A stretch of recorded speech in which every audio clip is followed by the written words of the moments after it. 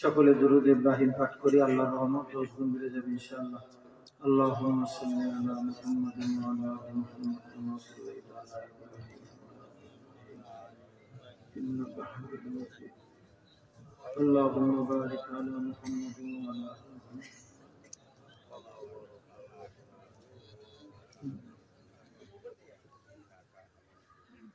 نحمده ونصلي على رسوله الكريم.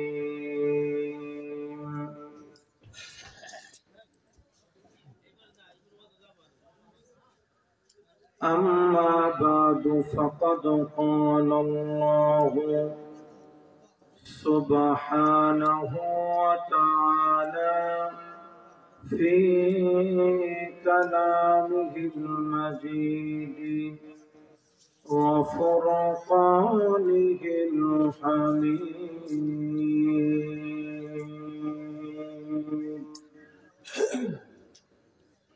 সকলে মহব্বতের সাথে বলি আউযু বিল্লাহি মিনাশ শাইতানির রাজীম.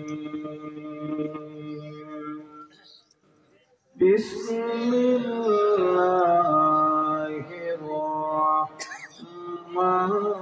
রাহমানির রাহিম.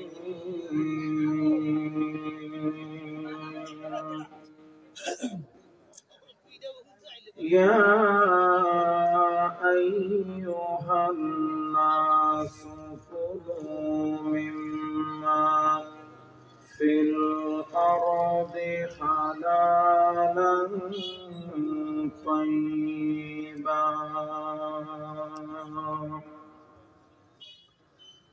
ولا تتبعوا خطوات الشيطان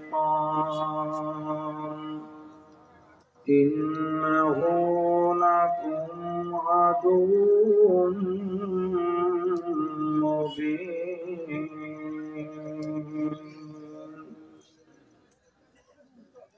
وقال رسول الله صلى الله عليه وسلم اتق المحارم تكن أعبد الناس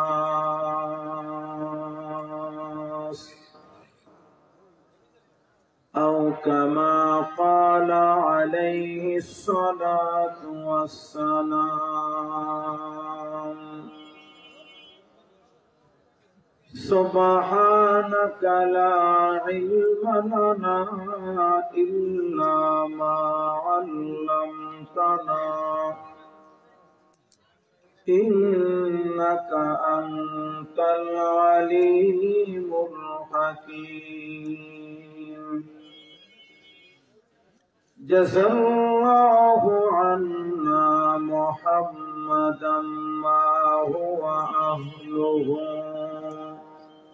সকলে মহব্বতের সাথে বলি সুবহানাল্লাহি ওয়া বিহামদিহি সুবহানাল্লাহিল আযীম.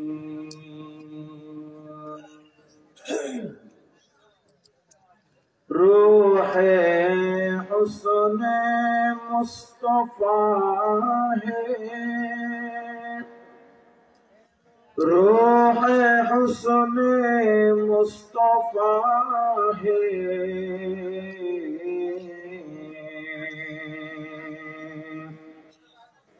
ایک بحر بے قرار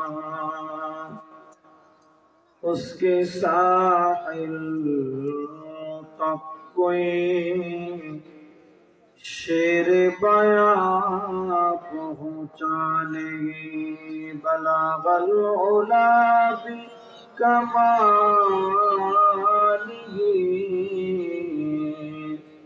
कशफत दुजा बिजमालिही हसनत जमीउ खसालिही सल्लु अलैहि व आलिहि.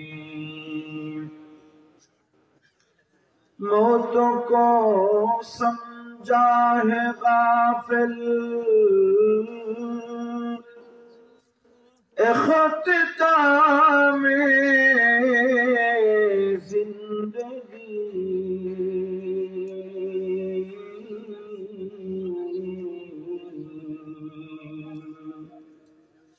दर हकीकत मौत तेरे इब्तिदाई जिंदगी मुसाफिर हर कुजा बाशद वतन रायाद दीदारद जो बुलबुल दर कफस बाशद चमन रायाद दीदारद लहा इलाहा इल्लाल्लाह সবাই জবান করে লা ইলাহা ইল্লাল্লাহ সুবহানাল্লাহ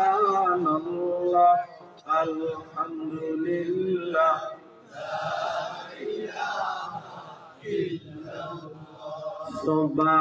সুবহানাল্লাহ আলহামদুলিল্লাহ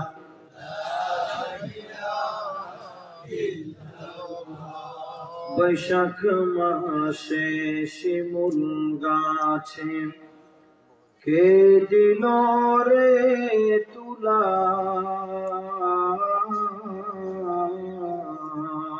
কে দিয়েছেন বলেন তো একটু ডান হাতের শাহাদাত আঙ্গুল উঁচা করে মহব্বতের সাথে বলি কে দিয়েছেন একটু আরো জোরে মহব্বতের সাথে বলেন কে দিয়েছেন একটু ভালোবাসা উজাড় করে একটা ডাক দেই আল্লাহ বৈশাখ মাসে শিমুল গাছে কে দিল রে তুলা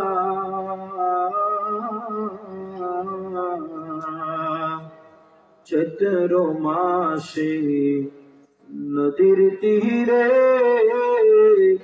কে দিল রে ধুলা নদীর পার ভাঙ্গে ও পার গড়ে এই তো নদীর খেলা সকাল বেলার ধনির তুই ফকির সন্ধ্যা বেলা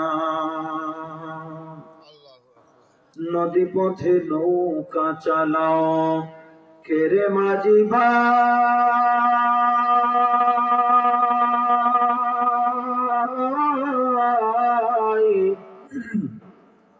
বেলা ডোবার আগে আমি ও পার যেতে চাই ওরে ভাঙলে মেলা আর জমে না ডুবলে বেলা আর ওঠে না লা ইলাহা ইল্লাল্লাহ জবান খুলে আওয়াজ করে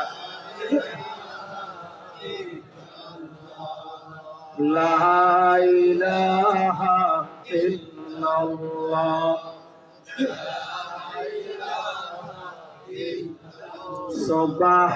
সুবহানাল্লাহ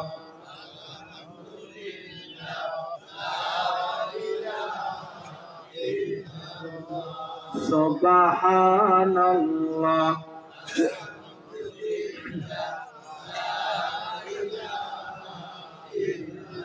আমার ভাইরা জবানটা কে দিয়েছেন বলেন তো একটু কে দিয়েছেন একটু ডান হাতের শাহাদাত আঙ্গুল উঁচা করে মহব্বতের সাথে বলি কে দিয়েছেন আর একটু জোরে আওয়াজ দিয়ে বলি কে দিয়েছেন আমার ভাইরা কাল হাসরের ময়দানে আল্লাহ রাব্বুল আলামিন যদি জিজ্ঞাসা করেন আমার বান্দারে তোমারে কত সুন্দর একটা জবান দিয়েছিলাম রে আমার বান্দা এই জমিনের ভিতরে এমন বহু মানুষ ছিল যাদেরকে আমি জবান সুখ নেয়ামত দেই নাই। এ বান্দারে, ওই জবানবিহীন বান্দা, ওই বোবা মানুষটা গোটা জীবনে জবান খুইলা আমারে একটা ডাক দিতে পারে নাই। ওই বোবা মানুষটা গোটা জীবনে নিজের সন্তানকে একটা ডাক দিতে পারে নাই। এ আমার বান্দারে, তুমি কি দেখো না ওই বোবা মানুষটা গোটা জীবনে নিজের বাবাকে বাবা বইলা, মাকে মা বইলা একটা ডাক দিতে পারে নাই। আমার বান্দারে, তোমার কত সুন্দর একটা জবান আমি দিয়েছিলাম রে বান্দা। আমার দেওয়া জবান দিয়ে জমিনের কত মানুষের নাম মহব্বতের সাথে নিছো রে বান্দা।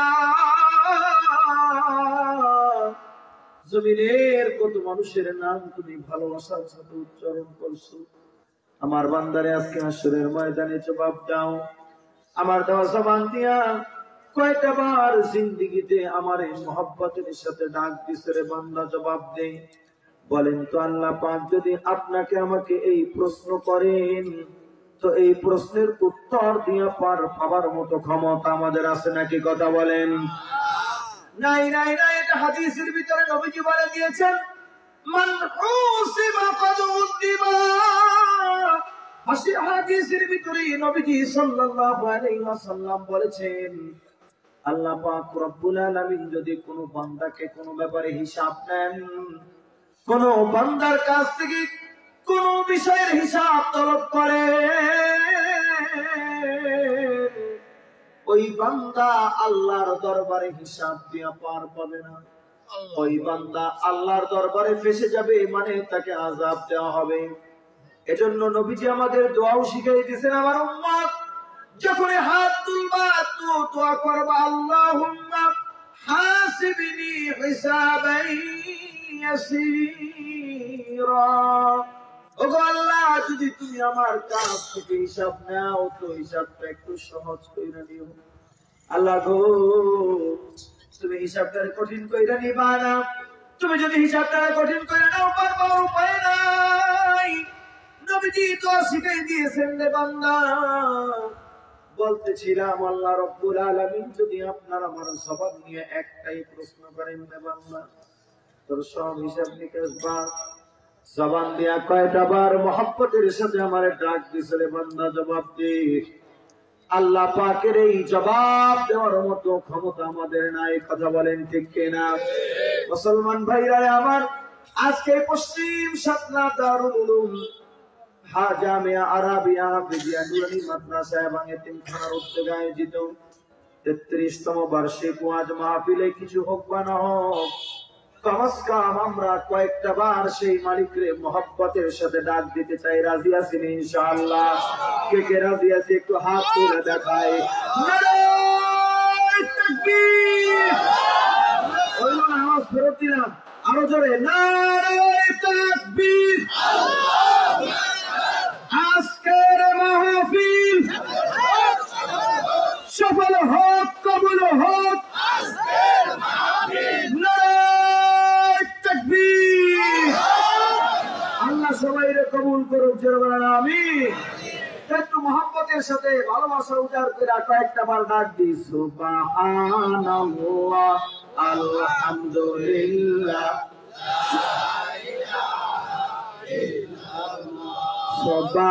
সুবহানাল্লাহ, আলহামদুলিল্লাহ,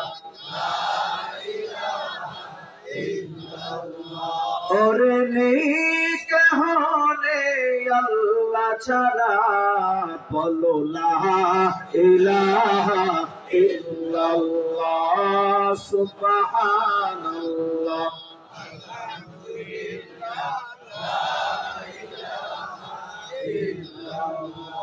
পাখির গানে গানে হাওয়ার তানে তানে ওরে ওই নামেরই সুর শোনা যায়, ওই নামেরই সুর শোনা যায়।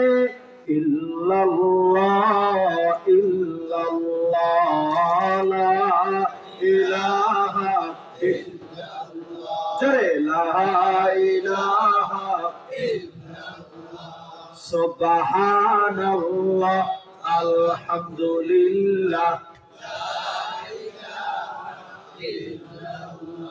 সুবহানাল্লাহ আলহামদুলিল্লাহ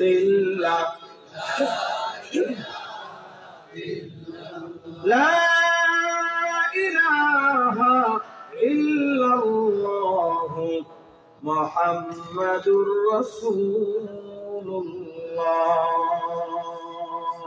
সাল্লাল্লাহু আলাইহি ওয়াসাল্লাম। সমস্ত প্রশংসা কার জন্য বলেন তো? আবার একটু ভালোবাসার সাথে ডান হাত উঁচা করে বলেন তো কার জন্য? আরেকটু জোরে মহব্বতের সাথে ডাক দেয় আল্লাহ, আর জোরে মহব্বতের সাথে ডাক দেয় আল্লাহ। আমার ভাইরা মারে মা কইলে ডাক দিলে খুশি হয় তো, বাবারে বাবা কইলে ডাক দিলে খুশি হয় তো বলেন? আমার মালিককে যদি কেউ মালিক কইলে ডাক দেয়, আরে শুধু আমার মালিক খুশি হয় না, কুল কায়নাতের ভিতরে যত মাখলুকাত রয়েছে সকল মাখলুকাত ওই বান্দার উপরে খুশি হয়ে যায়। আজকের মাহফিলের সম্মানিত সভাপতি জনাব হযরত মাওলানা সরওয়ার হোসেন বালি, সভাপতি সাতলা উলামা সমাজ উজিরপুর বরিশাল। আজকের মাহফিলের প্রধান অতিথি এই অঞ্চলের সর্বজন শ্রদ্ধা একজন নেতৃত্ব, বীর মুক্তিযোদ্ধা, ঐতিহ্যবাহী বাইতুল আমান গুঠিয়া জামি মসজিদের প্রতিষ্ঠাতা, মসজিদ কমপ্লেক্সের প্রতিষ্ঠাতা জনাব এস শরফুদ্দিন আহমেদ শান্ত, বিশিষ্ট সমাজসেবক, শিক্ষানুরাগী, আমন্ত্রিত হযরত উলামায়ে কেরাম,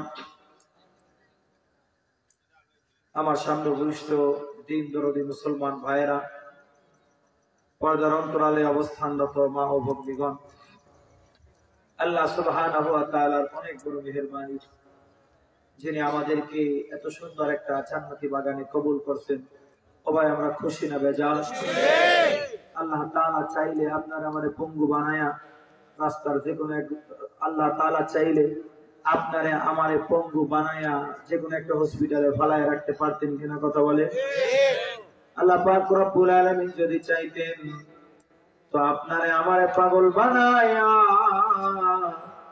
যে কোনো এক বাজারের মধ্যে ফালায় রাখতে পারতেন কি পারতেন না, কথা বলেন?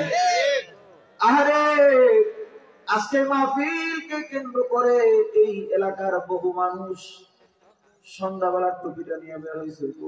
কই যাইবার লাগছে? কয় মাহফিলে যাইবার লাগছে। তো ঘর দিয়ে বের হয়েছে তো শয়তানি চাবি একটা মারছে। চাবি মারার সঙ্গে সঙ্গে চায়ের দোকান বা যে কোনো এক দোকান পাটে বসে পড়ে করতেছে। তো একটার পর একটা শয়তান চাবি মারে আর সে ঘরে লাঠিমার মতন। এখন পর্যন্ত প্যান্ডেলে বসার তৌফিক পায় নাই এমনও পরেশগার মুসলমান এলাকায় আছে না নাই, কথা বলে? আমরা যারা এখানে বসতে পারলাম, নিঃসন্দেহে আপনি আমি আমার মালিকের দয়ার রহমতের বেষ্টনীর মধ্যে রয়েছে, কথা বলেন ঠিক কিনা? এজন্য আবার শুকরিয়া আদায় করি, আলহামদুলিল্লাহ। মুহতারাম হাজিরিন, আমি পবিত্র কালামুল্লাহ শরীফের সূরা বাকারা নাম জানেন তো আপনারা? সূরা বাকারা 168 নম্বর আয়াতে কারিমা আমি তেলাওয়াত করেছি, পাঠ করেছি খুতবার ভিতরে। আমি আগেই বলি, আপনারা আবার মনে করেন না যেটা অস্থির থাকে এরকম হুজুর না, আমি কিন্তু সত্য করানো হুজুর, কথা বলছি।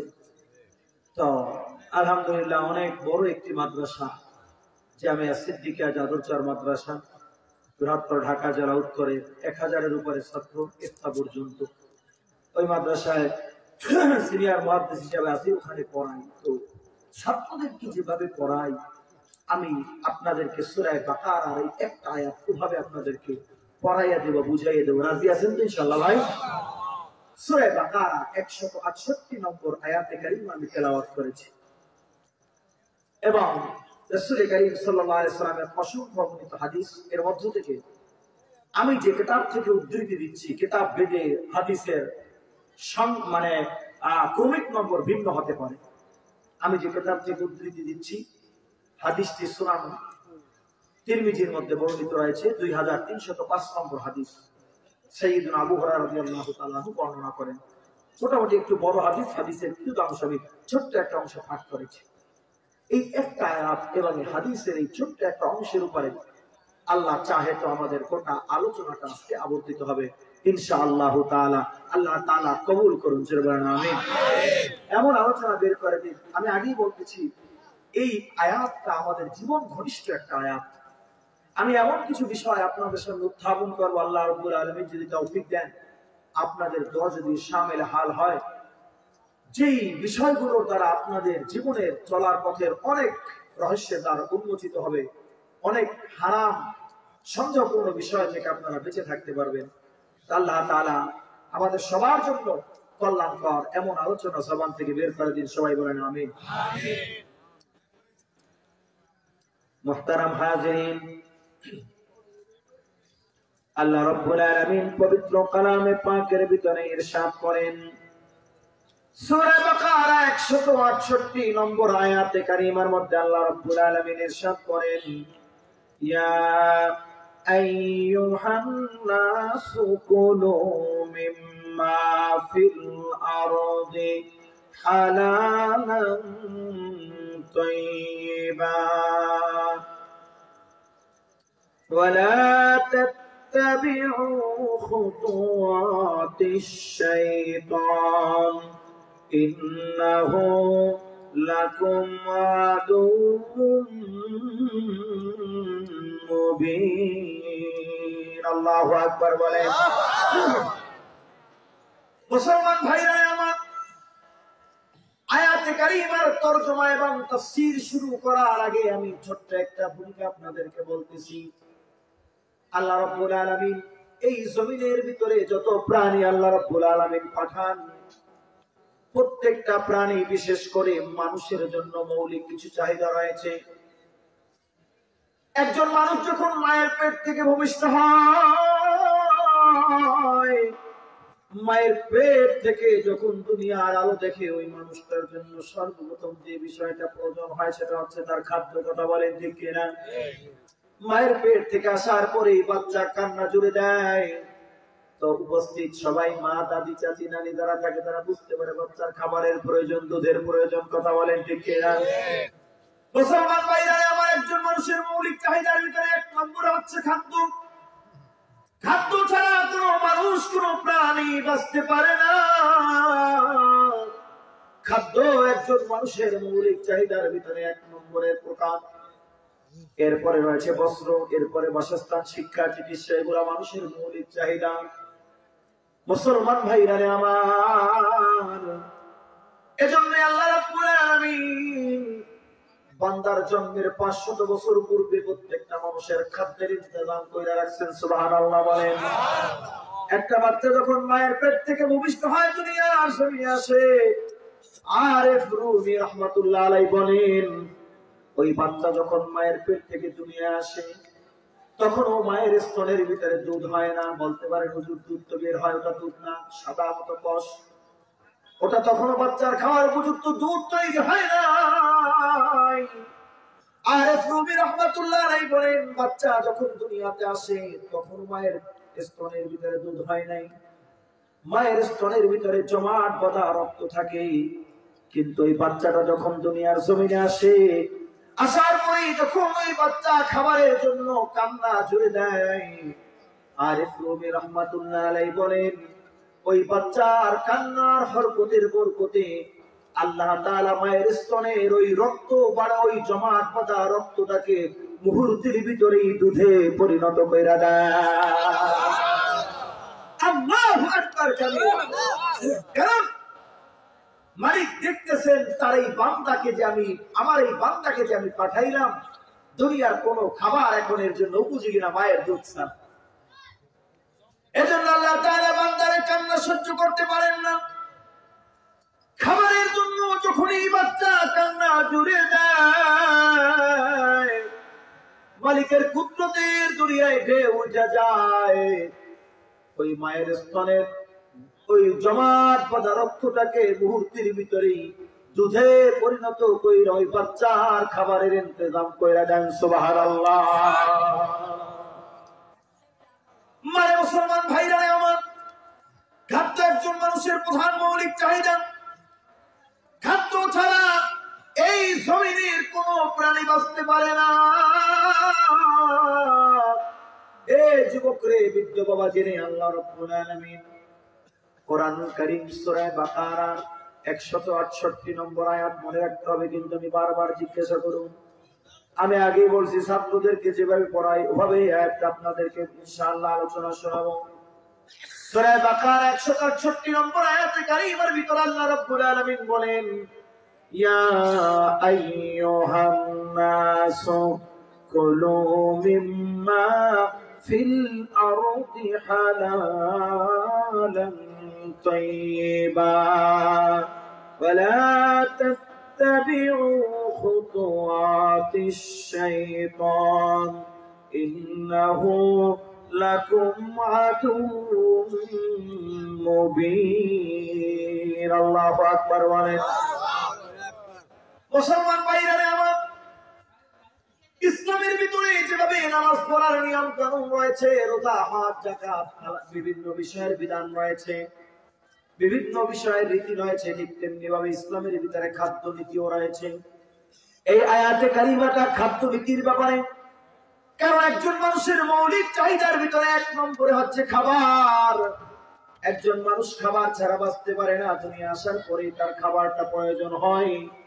সুতরাং আল্লাহ তাআলা এই আয়াতে কারিমার ভিতরে একটা চমৎকার নীতিমালা বর্ণনা করে দিয়েছেন বান্দার জন্য, যে বান্দার আসার পরেই তো একেবারে মৃত্যু পর্যন্ত খাবারের প্রয়োজন হবে। তো বান্দার খাবারটা কেমন হবে, কোন ধরনের খাবার বান্দা খাবে, কোন ধরনের খাবার বান্দা খাবে না, বান্দা কেমন উপার্জন করবে, কি উপার্জন করবে না, বান্দা কিসের ঘ্রাণ নিতে পারবে, কিসের ঘ্রাণ নিতে পারবে না,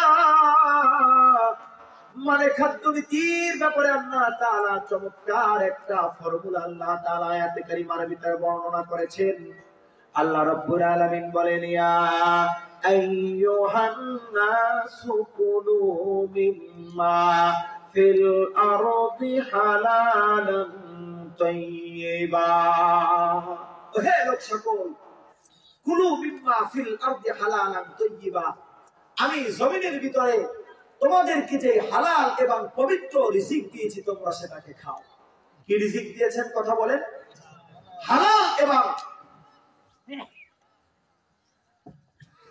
হালাল এবং পবিত্র তোমাদেরকে যে রিজিক গুলা দিয়েছি তোমরা সেই রিজিক গুলা খাও। আমি আগে তরজমা শোনাই, এরপরে নির্ভরযোগ্য মুহাদ্দিসদের থেকে, মুফাসসিরদের থেকে কিছু তাফসীর শোনাবো আপনাদেরকে। মুসলমান ভাইরা আমার, আল্লাহ রাব্বুল আলামিন বলতেছেন, তোমরা জমিনের ভিতরে যে হালাল এবং পবিত্র রিজিক আছে তোমরা সেটাকে ভক্ষণ করো। এরপরে আল্লাহ রাব্বুল আলামিন বলতেছেন, ওয়ালা তাত্তাবিউ খুতুওয়াতিশ শাইতান, তোমরা শয়তানের পদাঙ্ক অনুসরণ করো। দেখেন আয়াতে কারিমায় হালাল খাবারের পরেই আল্লাহ তাআলা শয়তানের পদাঙ্ক অনুসরণ করতে নিষেধ করেছেন। কেন, এটার ব্যাখ্যা আমি দিব তাফসীরের ভিতরে। এরপরে আল্লাহ রাব্বুল আলামিন হুঁশিয়ার করতেছেন, সতর্ক করতেছেন, ইন্নাহু লাকুম আদুউম মুবিন। আমার বান্দারে শুনে নাও, নিঃসন্দেহে শয়তান তোমাদের প্রকাশ্য শত্রু। নাউযুবিল্লাহ। মুসলমান ভাইরা আমার, এবার আসেন তাফসীর খুলে দেখি তাফসীরের ভিতরে কি লেখা আয়াতে কারিমায়। তাফসীর উসমানীর ভিতরে আল্লামা শাফিঈ রাহমাতুল্লাহি রাহমাতুল্লাহ আলাইহি এই আয়াতে কারিমার চমৎকার ব্যাখ্যা করেছেন, আলোচনা করেছেন। প্রথমেই আসেন আয়াতটা আল্লাহ রাব্বুল আলামিন কেন নাযিল করলেন, কোন আয়াত কেন নাযিল হয়েছে, এটাকে বলা হয় শানে নুজুল। কি বলা হয়? কথা বলেন, কথা বলেন, কথা বলেন। একটা আয়াত আল্লাহ তাআলা কেন নাযিল করলেন, কোন কারণে, কোন প্রেক্ষাপটে, কোন ঘটনার কারণে, সেই ঘটনা, সেই প্রেক্ষাপট, সেই কারণটাকে বলা হয় শানে নুজুল। আর আল্লাহ নবী কোন একটা হাদিস বর্ণনা করেছেন, তো এই হাদিসটা আল্লাহ নবী কেন বললেন, এই কেন, এই কারণটাকে বলা হয় শানে বুরুদ। একটা শানে নুজুল আর হাদিসের ক্ষেত্রে হয় শানে বুরুদ। মুসলমান ভাইরা আমার, তাফসীর উসমানীর ভিতরে আল্লাহ শাফিঈ উসমানী রাহমাতুল্লাহ আলাইহি লিখেছেন, এই আয়াতে কারিমাটা আল্লাহ তাআলা কেন নাযিল করলেন, কারণ হচ্ছে জাহিলি যুগের মানুষেরা, আইয়ামে জাহেলিয়াতের যুগের মানুষেরা, তারা নিজেরাই হালাল হারাম নির্ধারণ করত, অথচ হালাল হারাম নির্ধারণের ইখতিয়ার একমাত্র আল্লাহ তাআলার। আল্লাহ রাব্বুল আলামিন আলামিন অনেক জিনিসকে হারাম করেছেন। জাহেলি যুগের মানুষেরা ওই হারাম গুলারে নিজেদের জন্য হালাল মনে করত, তারা ওটাকে হালাল ফতোয়া দিয়া তারা নিজেরা সেটাকে খাইতো। আবার আল্লাহ তাআলা অনেক জিনিস যেগুলাকে হালাল করছেন, ওরা নিজেদের মন গড়া সিদ্ধান্তে সেটাকে হারাম বানায়া সেটাকে খাওয়া থেকে বিরত থাকতো। নাউযুবিল্লাহ।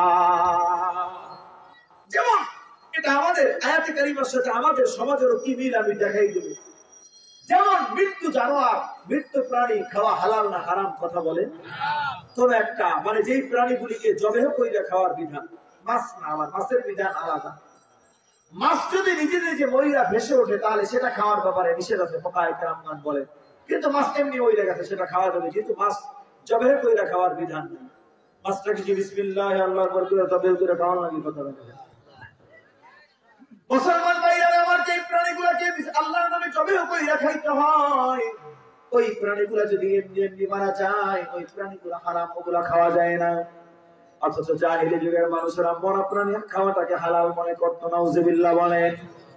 ঠিক তেমনি ভাবে এক যুবক করে বিদ্যমাজিরে জাহেলি যুগের মানুষেরা, ওই যুগের যারা তাদের যারা দেব দেবী ছিল, লাত উজ্জা নাম শুনছেন? লাত উজ্জা 360 খোদার তারা পূজা করতো। এই লাত উজ্জার নামে তারা উট মহিষ এগুলা ছাইরা দিত, ষাঁড় গুলাকে, তো ওগুলাকে ছাইরা দিত, আলাদা ঘন্টি বাজায় দিত, গলায় একটা চিহ্ন দিয়া দিত। সবাই দেখতো যেটাকে লাত উজ্জার নামে ছাড়া হয়েছে এই হালাল প্রাণীটাকে, ওই হালাল প্রাণীটাকে খাওয়া তারা হারাম মনে করত। ওটাকে যদি আল্লাহর নামে জবাই করা হয় তারপর তারা সেটাকে খাওয়া হারাম মনে করত, এবং ওটার দ্বারা কোনো উপকৃত হওয়াটাকে তারা হারাম মনে করত।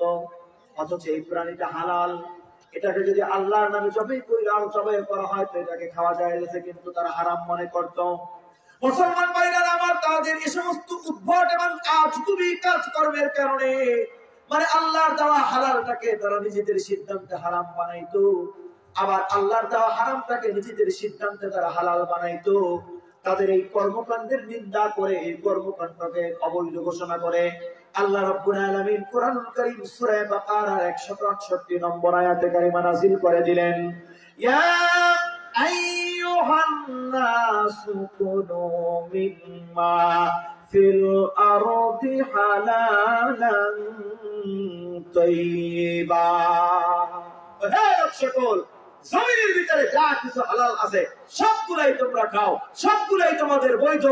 কেউ যদি কোনো হালালকে অবৈধ ঘোষণা করে সেটার দিকে তোমরা কর্ণপাত করতে দিও না। আমি যেগুলাকে হালাল করছি সেগুলা তোমরা খাও। সুবহানাল্লাহ ওয়া বিহামদিহি। এই হলো আয়াতে কারিমা নাযিল করার কারণটা কি? মুসলমান ভাইরা আমার, এবার আসেন আমাদের সমাজের প্রেক্ষাপট। এই সমাজের বহু মানুষ এমন রয়েছে, কোন একটা কারণে কসম খাইয়ে বলে আল্লাহর কসম আমি এই জিনিসটা খাবো না, এটা খাওয়া আমার জন্য হারাম। কয় না? কথা কয় না? হালাল জিনিসটাকে নিজেদের জন্য হারাম করে না। হ্যাঁ, ডাক্তারি প্রেসক্রিপশন বা আপনার শারীরিক ক্ষতি হবে কোনো কারণে যদি আপনি কোন জিনিস খাওয়া থেকে বিরত থাকেন, ইসলাম এটাকে সমর্থন করে। কিন্তু আপনি যদি কোন জিনিসকে কোনো কারণে কসম কইরা অমুক কইরা তমুক কইরা নিজের জন্য হারাম মনে করে যেটা খাওয়া আমার জন্য জায়েজ নাই, ইসলাম এটাকে নিন্দা এবং ইসলাম এটাকে অবৈধ ঘোষণা করে যে তোমার এই কাজটা ওই জাহিলি যুগের কাফেরদের আচরণের, জাহিলি যুগের কাফেরদের আচরণের নামে। তারা উঠতে বয়সে পোলাপান রয়েছে, বিশেষ করে 3000 বয়সের পোলাপান অনেক সময় মা বাবার সাথে রাগ করে কসম কাটে যে আমি আর এটা খাবোই না। কথা কয় না কেন? এই আচরণ করা যাবে না, এটা আল্লাহর সাথে সরাসরি বিদ্রোহ করার শামিল। কারণ কোন জিনিসকে হালাল করা এটা আল্লাহ তাআলার ইখতিয়ার, কোন জিনিসকে হারাম করা এটা আল্লাহ তাআলার ইখতিয়ার। এই ইখতিয়ারের ভিতরে যে হাত দিবে আল্লাহ তাআলা তাকে ক্ষমা করবেন না, আল্লাহ তাআলা তার ব্যাপারে নারাজ হয়ে যান, তাকে শাস্তি দিবেন যদি সে খাঁটি মনে তওবা নসিব না হয় দুনিয়াতে। আমি কি বুঝাইতে পারলাম আপনাদেরকে?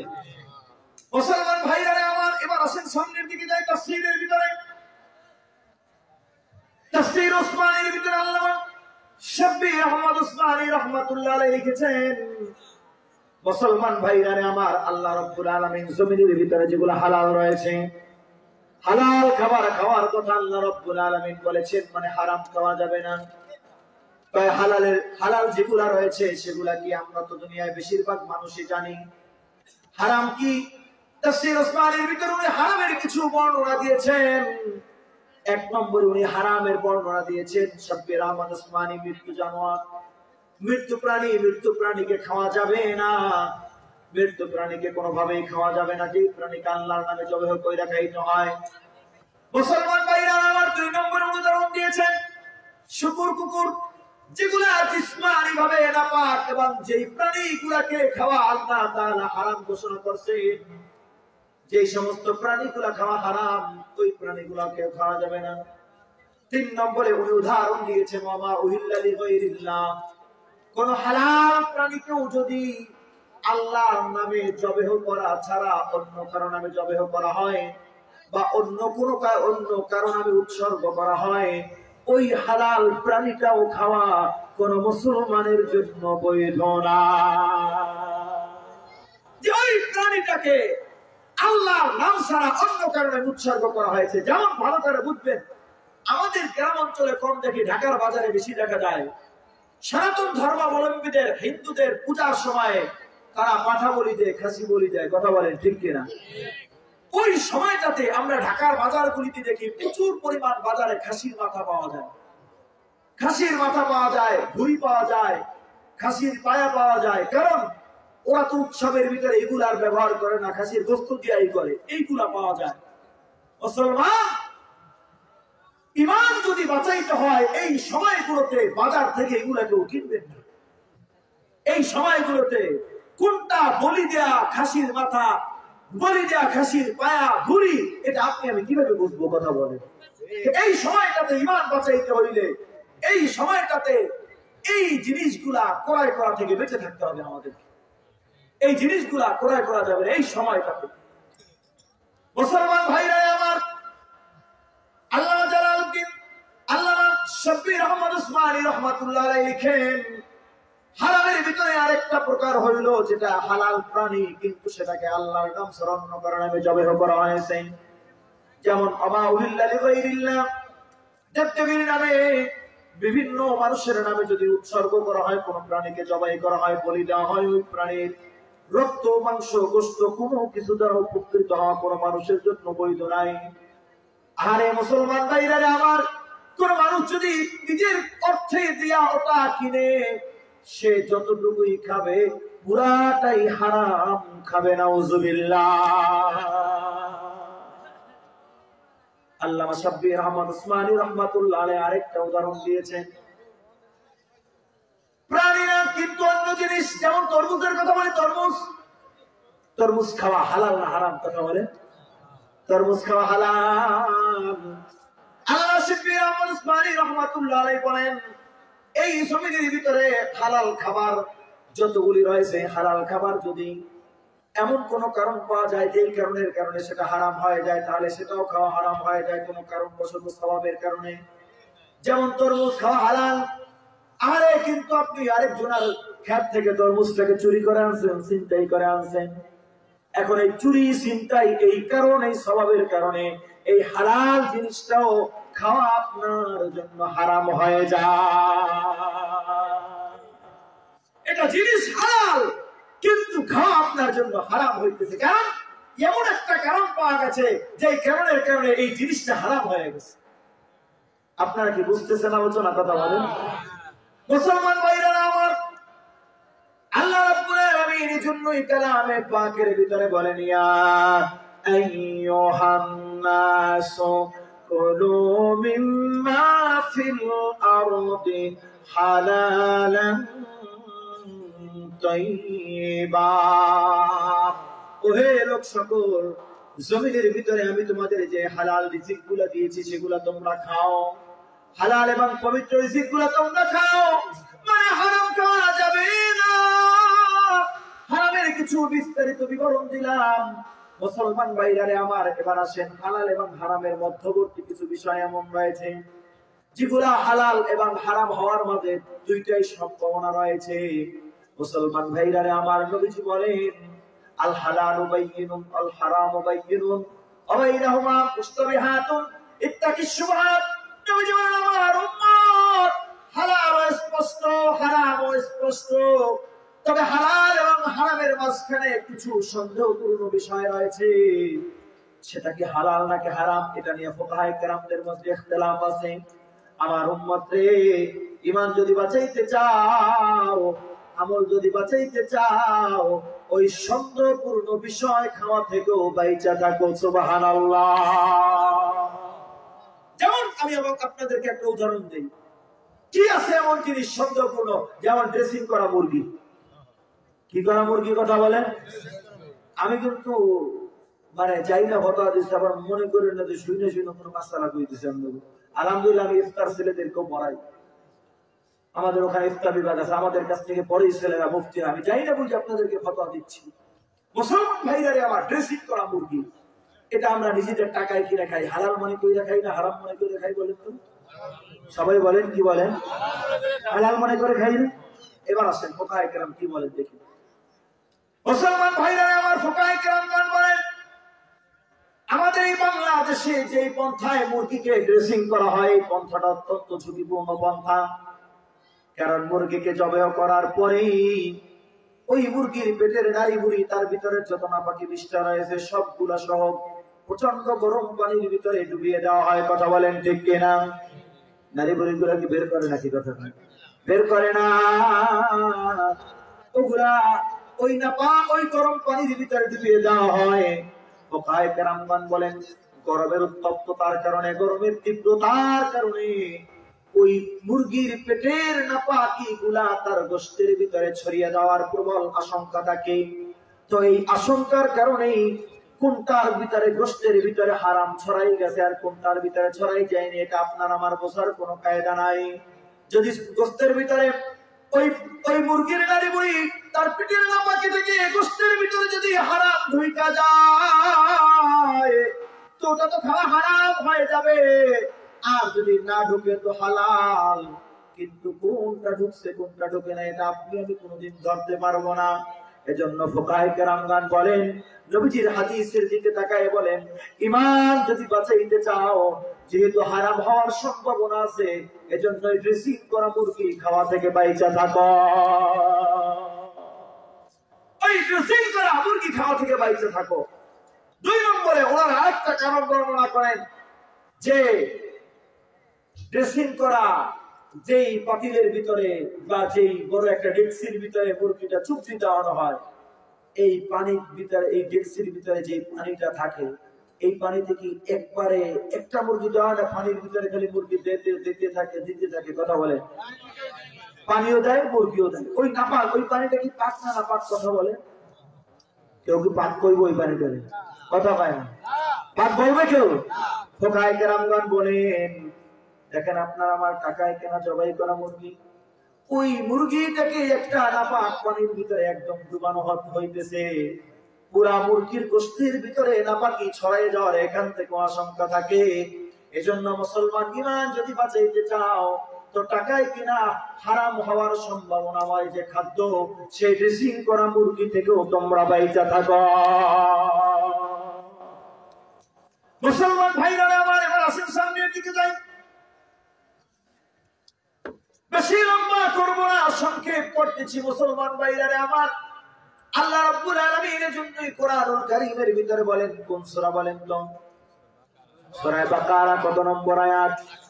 168 নম্বর আয়াতে কারীমার ভিতরে বলেন, ইয়া আইয়ুহান নাসু কুলু মিম্মা ফিল আরদি হালালান তাইয়্যিবা। ওহে লোক সকল, জমিনের ভিতরে যে হালাল এবং পবিত্র রিজিকগুলো রয়েছে তোমরা খাও, হারাম খাইবা না, সন্দেহপূর্ণ খাবারও খাবা না। হ্যাঁ, যদি এমন কোন পন্থায় মুরগিকে ড্রেসিং করা হয় যে পন্থাটা হালাল, যেমন মুরগি জবাই করার পরে তার পেটের সমস্ত নাড়িগুলি বের করে ফেলানো, এরপর পরিষ্কার পবিত্র, এরপরে তাকে সুন্দর করে ধুয়ে, এরপরে গরম পানির ভিতরে তাকে দেওয়া হয়েছে, তার পেটের ভিতরে কোনো নাপাকি নাই। এরপরে তার ড্রেসিং করছে, তখন তুমি ওটা খাইতে পারবা যদি হালাল প্রক্রিয়া ড্রেসিং করা হয়। কিন্তু ওই প্রক্রিয়া আমাদের বাংলাদেশে সচরাচর কোথাও দেখা যায় না। মুসলমান ভাইরা আমার, আল্লাহ তাআলা হালাল খাওয়ার নির্দেশ দিয়েছেন। এবার আসেন পাল্টা প্রশ্ন আছে, হুজুর হালাল যদি না খাই তাহলে কি হবে? মুসলমান ভাইরা আমার ভালো করে শুনেন, হালাল যদি না খান, যদি হারাম খান, তাহলে কি হবে? আমি আপনাদেরকে রাসূলের হাদিস দিয়া কয়েকটা চমৎকার দৃষ্টান্ত দেব। তার আগে আয়াতে কারিমার শেষের অংশটুকু একটু শুনে আসি। আল্লাহ পাক বলেন, ওয়ালা তাত্তাবিউ খুতুওয়াতিশ শাইতান। আল্লাহ তাআলা হালাল খাবার খাওয়ার পরে এরপরেই বলতেছেন শয়তানের পদাঙ্ক অনুসরণ কইরো না। মানে এই জমিনে হারাম খাওয়ার যতগুলি পথ রয়েছে সেগুলো শয়তানের পথ। সেগুলা কিসের পথ কথা বলেন? সেগুলো শয়তানের পথ। আল্লাহ পাক আবার সতর্ক করতেছেন, বান্দারে ইন্নাহু লাকুম আদুউম মুবিন। নিঃসন্দেহে শয়তান তোমাদের প্রকাশ্য শত্রু। নাউযুবিল্লাহ। মুসলমান ভাইরা আমার, আল্লাহ রাব্বুল আলামিন আয়াতে কারীমের ভিতরে হালাল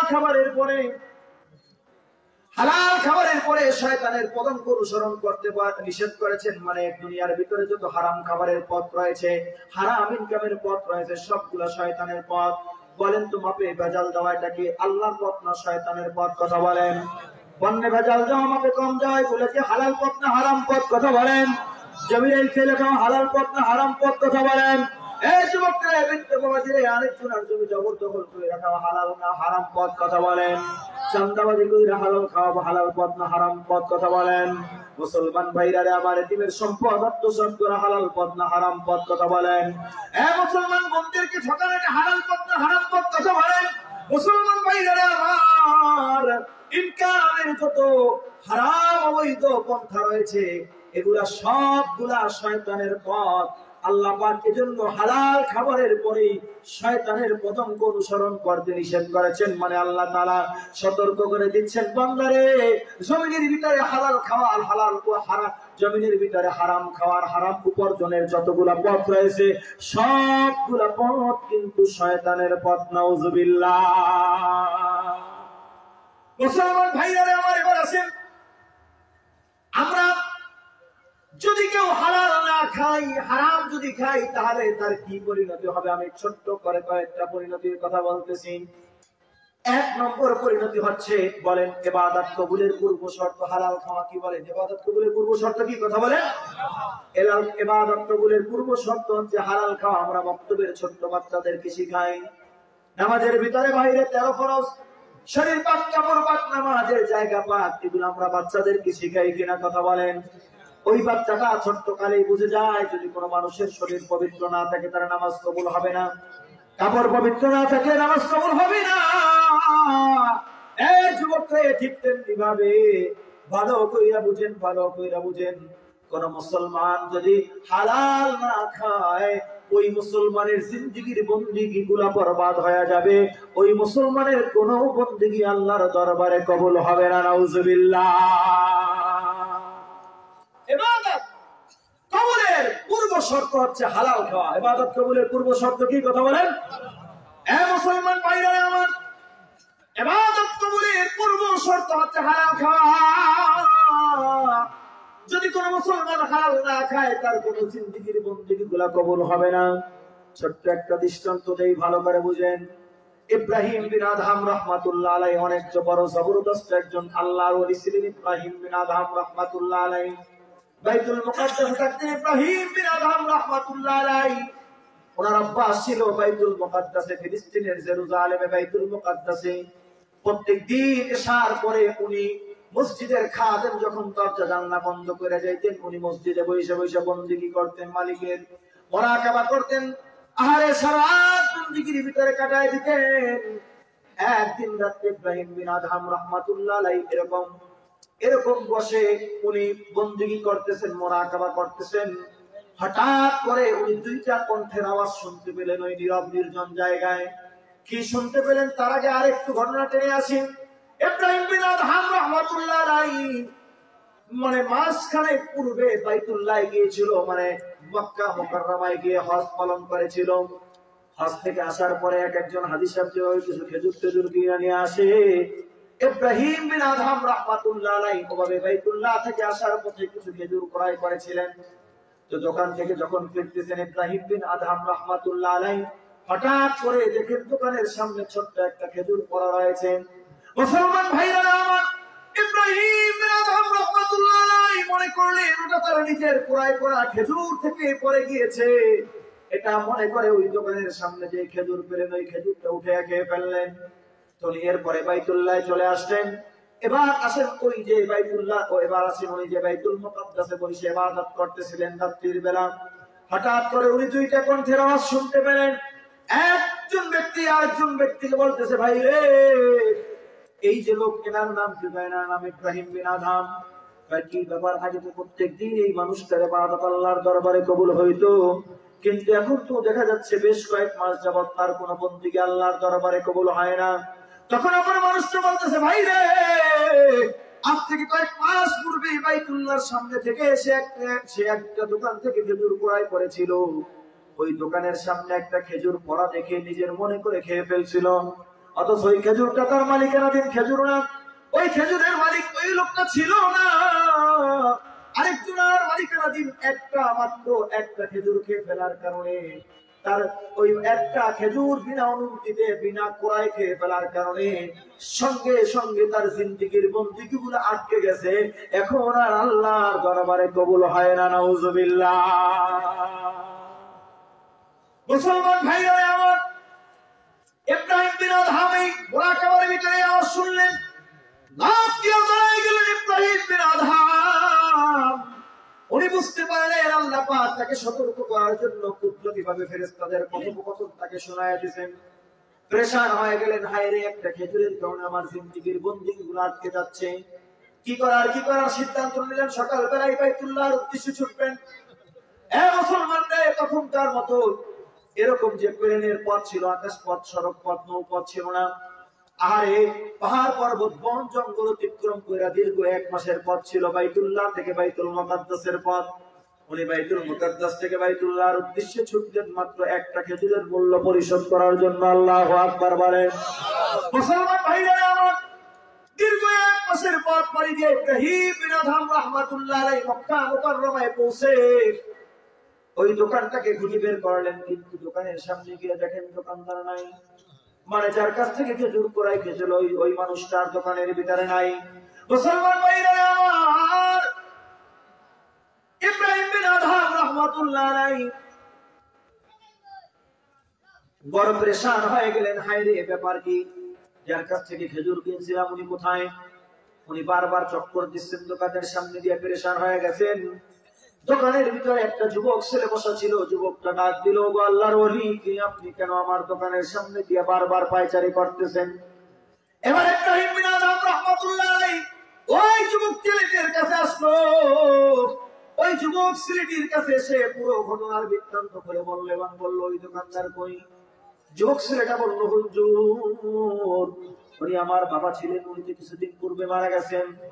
এবার ইব্রাহিম বিন আদহাম রাহমাতুল্লাহ আলাইহি বললেন, তাহলে আমার কি উপায় হবে? যুবক ছেলেটা বলল, হুজুর, একটা খেজুরের মূল্য আপনি কি বা পরিশোধ করবেন? ওই খেজুরের ভিতরে আমার আব্বা মালিকানাধীন যেহেতু খেজুর ছিল, ওই খেজুরের ভিতরে আব্বার ইন্তেকালের পরে আমরা 3 জন ওয়ারিস, আমি, আমার বোন এবং মা। ওই একটা খেজুরের ভিতরে আমার যে মালিকানাধীন ছিল আমি সেটাকে মাফ করে দিলাম, পাশের গ্রামে চলে যান। ওখানে গিয়ে আমার বোন এবং মা রয়েছে, তাদের কাছে ওই একটা খেজুরের মূল্যের ব্যাপারে আপনি মাপ চেয়ে নেন।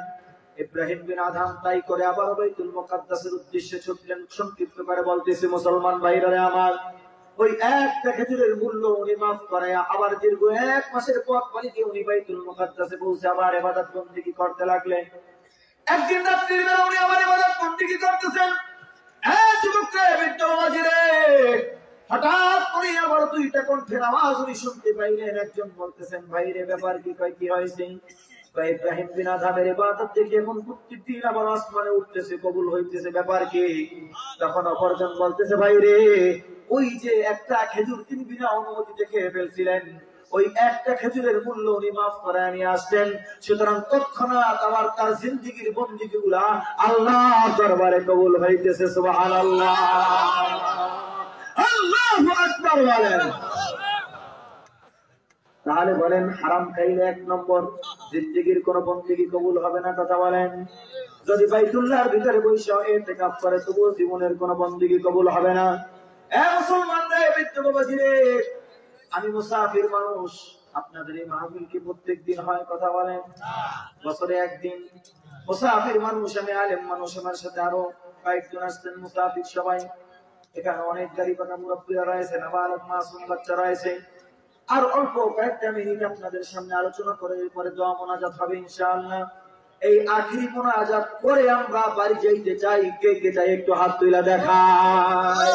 আল্লাহ সবাইকে কবুল করুন, আমিন। মাশাআল্লাহ, একটা খুশির সংবাদ। নারায়ে তাকবীর। হুজুর একটা সুসংবাদ দিলেন, শেষে গরম গরম খিচুড়ি আছে। এই খিচুড়ি খায় যদি যান গা, তাহলে জান্নাতে খিচুড়ির স্বাদ কেমনে পাইবে? এই খাবারে একটা আলাদা স্বাদ আছে। কথা পায় না? 5 স্টার মানের হোটেলেও এই মাদ্রাসার খিচুড়ির মতো স্বাদ পাইবেন না। কথা পায় না? তো এই খিচুড়ি ধুয়ে গেলে কিন্তু কষ্ট পাবো আমরা। এই জন্য যুবকরা আয়োজন করছে। তো সোনার টুকরা, কলিজার টুকরা যুবক, আল্লাহ তাআলা এই যুবকদের, আল্লাহ তাআলা হযরত আলী রাদিয়াল্লাহু তাআলা আনহুর সাথে হাসর নাসর করেন। সবাই বলেন আমিন। যুবকদের লিডার, সরদার আল্লাহ কবুল করুক। সবাই বলেন আমিন। মুহতারাম হাজিরিন, তো আমরা আমাদের মা বাবা, আত্মীয় স্বজন, ময়মুরে অনেকেই চলে গেছে, তাদের জন্য আমাদের শেষে দোয়া হবে। প্রাণ খুলে হৃদয় ভরে আমরা দোয়া করবো। রাজি আছি তো ইনশাআল্লাহ ভাই? তো এই জন্য কেউ উঠাও ছোটাছুটি করবে না। আমি আগেই বলছি, আমি ছাত্র পড়ানো হুজুর, আমি আয়াতে কারিমার ফিনিশিং টেনে আপনাদেরকে একটা ফিনিশিং দিয়ে একটা মোট কথা বলে এরপরে আমি আলোচনা ছাড়বো অল্প কয়েক মিনিটের মধ্যে। তার আগে আপনাদের কাছে আমার একটা মুআদ্দাবানা গুজারিশ। আলোচনা কোন পর্যন্ত গিয়েছি বলেন তো? হারাম, হালাল যদি কেউ না খায়, হারাম যদি খায়, তাহলে কি পরিণতি হবে? 1 নম্বরের পরিণতি হচ্ছে ওই মানুষটার জিন্দেগীর বন্দিগি কবুল হবে না। আরো 2টা পরিণতি আছে, এটা বলে একটা ফিনিশিং দিয়ে দিব। তার আগে আমি মুসাফির মানুষ, ছোট্ট একটা মুআদ্দাবানা গুজারিশ পেশ করতেছি। এই যে দেখেন, এত সুন্দর একটা মাদ্রাসা, মাশাআল্লাহ। আসলে গ্রামের পরিবেশ দিল ঠান্ডা হয়ে যাওয়ার মতো পরিবেশ। আমরা তো ঢাকায় থাকি, ইট বালু কংক্রিটের মতো, এই আমাদের জীবনটাই পাথরের মতো হয়ে গেছে। গ্রামে আসলে ভালো লাগে। আসার সময় রাস্তা খারাপ, এখান থেকে কয়েক কিলোমিটার, তারপরও ড্রাইভার ভাই বলতেছে, আমি বলছি না, ভালোই লাগতেছে। গ্রামের আবহাওয়া একদম বিশুদ্ধ আবহাওয়া, অনেক ভালো একটা পরিবেশে মাদ্রাসা। এইটা তো মসজিদ না ভাই? আচ্ছা, সাত হয়েছে নাকি? আচ্ছা, সাত হয়েছে, বাকি কাজ বাকি আছে। আমার ভাইজান দেখে উঠেও ছোটাছুটি করবে না। যারা পারেন দিবেন, যারা পারেন না দিবেন না। আমি একটা কথা বলি, আমি কিন্তু দোয়ায় পিএইচডি করার লোক। মানে আমি আজকে ঢাকায় এক মসজিদেই 13 বছর জুমা পড়াই। আর এমন হরেক রকমের মুসল্লি আছে, কেউ কেউ এসে এমন ভাবে বলে কেমন যেন ওনার মা বাপকে এখনই জান্নাতের প্লট ফেরত বরাদ্দ দিয়ে দেওয়া লাগবে। মানে এমন ভাবে এসে ভাবসাব করে, এমন ভাবে এসে দোয়ার জন্য বলে। তো এই হরেক রকম মুসল্লিদের কথাবার্তা শুনতে শুনতে দোয়ার উপরে আমরা একটা পিএইচডি হয়ে গেছে। আমি মুসাফির মানুষ, মুসাফিরের আল্লাহর ওলি হওয়া জরুরি না। সে মুসাফির, দোয়া কবুলের জন্য এতটুকুই যথেষ্ট। সুবহানাল্লাহ কইতেন না? তো আমি আপনাদের জন্য স্পেশাল কিছু দোয়া করব। এইরকম দোয়া আমার মতো 10 জন হুজুরের বাড়ি নিয়ে দাওয়াত করে খাওয়াইলে এই দোয়া পাইবে না। দেখেন কি দোয়া করি ইনশাআল্লাহ। আর এতগুলা মানুষ আমিন কইব। আল্লাহ তাআলা নেককার বান্দা 2 একজন আছেন, এর ভিতরে কথা বলেন, ইনশাআল্লাহ কবুল হয়ে যায়। স্পেশাল দোয়া করব ইনশাআল্লাহ। তো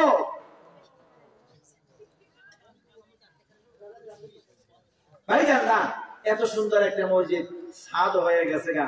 এখন 2 পাশের চতুর্পাশের বেড়া, ফ্লোর টাইল, কোন মতে একটা নামাজ পড়ার তো একটা পরিবেশ করা দরকার। কথা বলেন ঠিক কিনা? তো এই মসজিদের নির্মাণের জন্য আমার কোন ভাইজান, কোন আব্বাজান কি আছেন 10,000 টাকা দেওয়ার মতো কোন ভাইজান কি আছেন নাকি? এই এলাকায় তো অনেক ঘের আছে, আলহামদুলিল্লাহ। ঘেরের কোটি কোটি টাকার মাছ